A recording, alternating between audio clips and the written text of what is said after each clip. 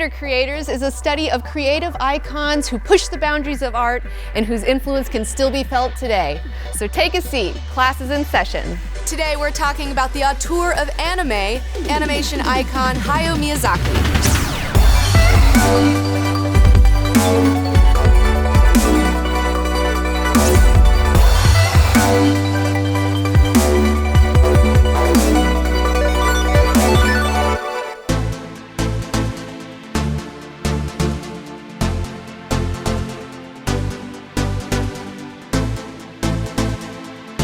What's up, class? I'm Comic Book Girl 19, and welcome to Greater Creators. Type anime movie into Google, and the first thing that appears is the Oscar winner Spirited Away. In fact, the first handful of results include Princess Mononoke, My Neighbor Totoro, and Howl's Moving Castle, all from the mind of Miyazaki. Studio Ghibli founder Hayao Miyazaki is the most successful filmmaker in his native country. At the Japanese box office, Spirited Away made more money than Titanic. And reportedly, 96% of the country's population has seen at least one of his films. The 11 films and 40-year career of the 75-year-old director, producer, screenwriter, animator, author, and manga artist are rightly revered around the world. Late film critic Roger Ebert compared interviewing Hayao Miyazaki with similar experiences sitting down with Ingmar Bergman, Alfred Hitchcock, and Federico Fellini. As he wrote in a 1999 profile, sometimes you find yourself in the presence of a genius. The lush, handcrafted visuals of Miyazaki films are full of charm, fantasy, and sweeping thematics. The action soars on winged creatures and steampunk vehicles, populated with plucky heroines caught in the middle of conflicts. There are ghosts, demons, and beasts of all kinds. He crosses genres with the same beautiful agility of his characters. His work raises questions about the environment, overpopulation, militarism, without ever preaching specific answers or conclusions. As much as Miyazaki is the definitive anime master, Spirited Away is his masterpiece. He wrote, directed, and storyboarded the movie, which he began without a finished script, in order to let the plot flow organically alongside the artwork. What is Spirited Away about? Well, Robot, it's about a 10-year-old girl who becomes trapped in a bathhouse for the spirits, who must work to free herself and her parents. She has no superpowers of any kind, and the idea was to show kids that even ordinary people can be heroes too. Wait, how do spirits take baths? Look, man, this is like going into Shintoism and everything has a soul, and we don't have time for that, okay? A decade before, Miyazaki made My Neighbor Totoro about two sisters who befriend woodland creatures in rural Japan. Ebert called it a children's film made for the world we should live in, rather than the one we occupy. And I have to agree with his assessment. Huh?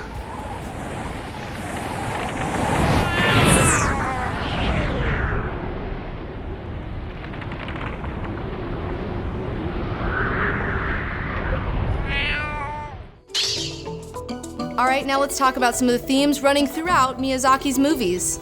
First and foremost, you have to talk a little bit about Shintoism. Shintoism? I thought you said you weren't gonna talk about Shintoism. Well, Robot, I lied. We're gonna totally talk about Shinto, and we're gonna get into it right now. So these films are heavily influenced by Shintoism, a Japanese religion whose philosophy promotes seeing gods and spirits, or kami, in everything.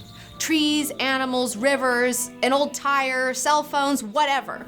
Encouraging believers to forge the mystical connection between the human and the natural world, resulting in a deep respect for the harmony between humans and their environment.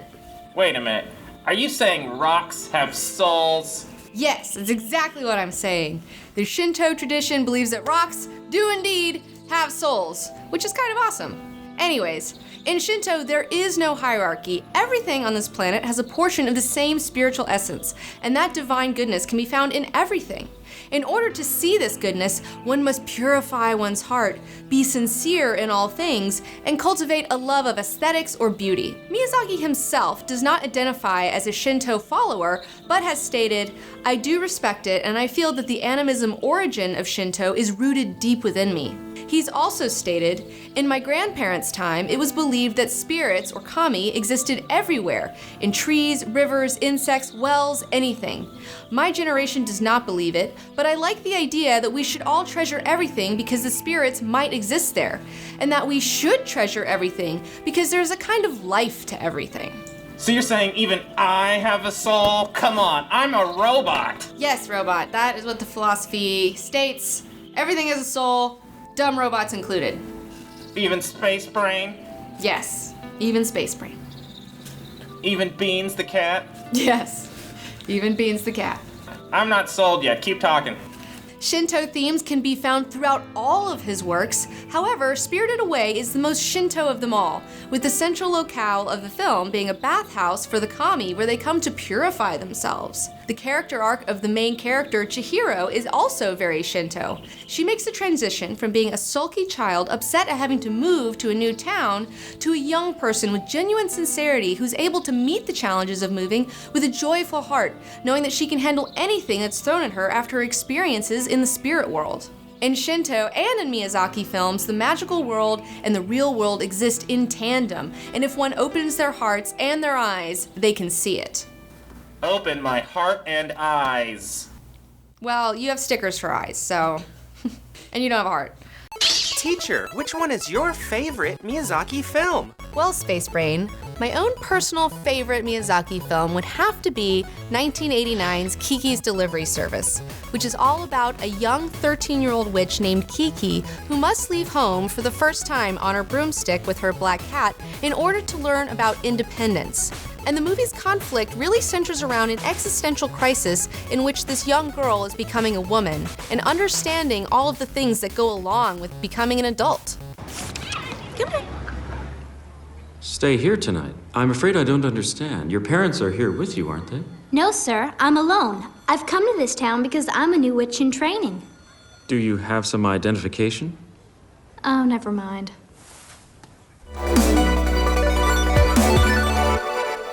Teacher, what was the first Miyazaki film that you ever saw? Well, Space Brain, the first Miyazaki film I ever saw was Spirited Away. I was a really big fan of anime when I was a teenager, but you really couldn't get it at the time, okay? There wasn't like the internet like there is now. And this was one of the only anime movies ever to be in a theater near me in my hometown, so I couldn't miss it. I loved the movie so much that I had to discover more of his films. Later on in high school, I was doing a persuasive speech on why people should watch anime, and part of my presentation was showing a clip from Princess Mononoke. I put on the movie, and we were just supposed to watch like the first 5 or 10 minutes of it, and everybody got so sucked into this movie that we ended up watching it for the rest of the class. What about the other kids' speeches? I don't remember. We just stopped doing other kids' speeches. And everyone in the class got an A? I don't know about everyone else in the class, but I know I got an A.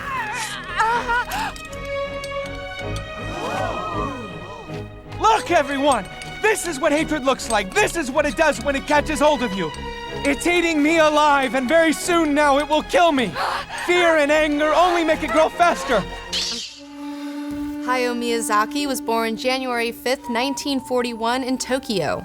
He was greatly inspired by the manga of Osamu Tezuka, and in high school he saw the first Japanese full-color feature-length anime, The Legend of the White Snake, and credits the experience with setting him on his path.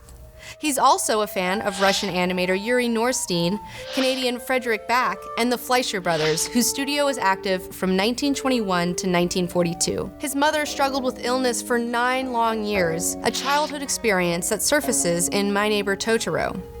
After getting his degree in political science and economics, Miyazaki started working in television animation, where he helped lead a labor dispute early in his career. He married fellow animator Akemi Ota in 1965, and they have 2 sons together. He co-founded Studio Ghibli in 1985 and traveled to Wales to do research for their first feature, Castle in the Sky. The way you fell from the sky, I thought that maybe you were an angel or something. What? Yeah, I had to catch you. It's Laputa, a floating island. An island that floats in the sky? Yep. Most people think it's just a legend, but my dad actually saw it. Nobody believed him. I am going to prove that my dad was no liar. Teacher, so what do you think Miyazaki is like as a person? Well, Space Brain, Miyazaki is a known workaholic and taskmaster, always busy with a cigarette dangling between his lips. He reportedly doesn't watch television or surf the internet, and he's admittedly pessimistic about the fading future of hand-drawn animation and about many of the world's problems, like overpopulation. But his movies offer glimpses of a much more optimistic and positive landscape.